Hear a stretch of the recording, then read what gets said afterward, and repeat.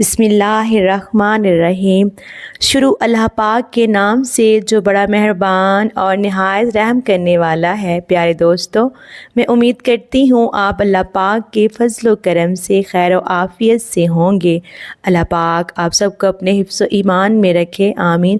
پیارے دوستو، آج ہم آپ کے لیے ایک بہت ہی پیارا سا، ایک بہت ہی تیزی کے ساتھ اثر کرنے والا قرآنی وظیفہ لے کر حاضر ہوئے ہیں۔ انشاءاللہ اس وظیفے کو کر کے آپ کی جو بھی حاجت ہوگی اللہ پاک کی بارگاہ میں فوراً قبول ہو جائے گی۔ اس وظیفے کو جو ہے آپ لازمی کریں، انشاءاللہ آپ کو 100% کامیابی ملے گی۔ تو آج میں جو وظیفہ لے کر حاضر ہوئی ہوں، یہ بہت ہی تیزی کے ساتھ اثر کرنے والا قرآنی وظیفہ ہے۔ جس بھی اسلامی بھائیوں نے اور جس بھی اسلامی بہنوں نے اس وظیفے کو کیا ہے، ان کی ہر دعا جو ہے وہ اللہ کی بارگاہ میں، اللہ پاک کی بارگاہ میں فوراً قبول ہوئی۔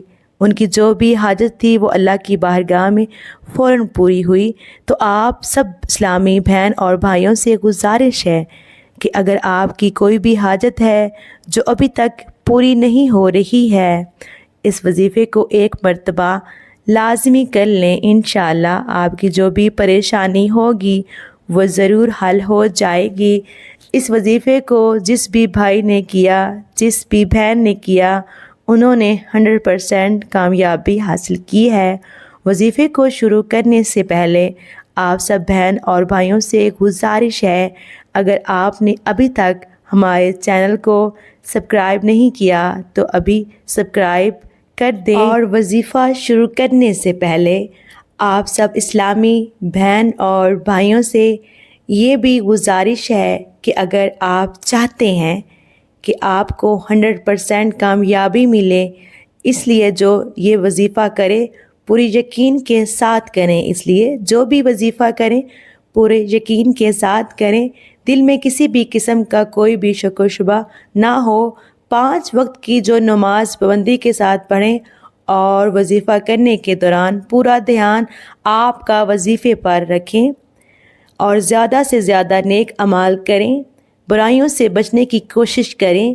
وظیفے میں آپ کو بتاؤں گی آپ نے وظیفہ کیسے کرنا ہے۔ آپ نے عشاء کی نماز پڑھنے کے بعد ہی آپ نے وظیفہ کرنا ہے۔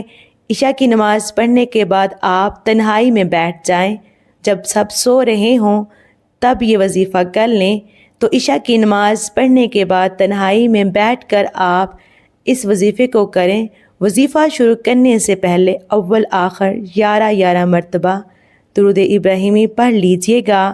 11 مرتبہ درود ابراہیمی وظیفہ شروع کرنے سے پہلے پڑھیں، اور 11 مرتبہ درود ابراہیمی جب آپ دعا مانگیں تو تب آپ پڑھ لیں۔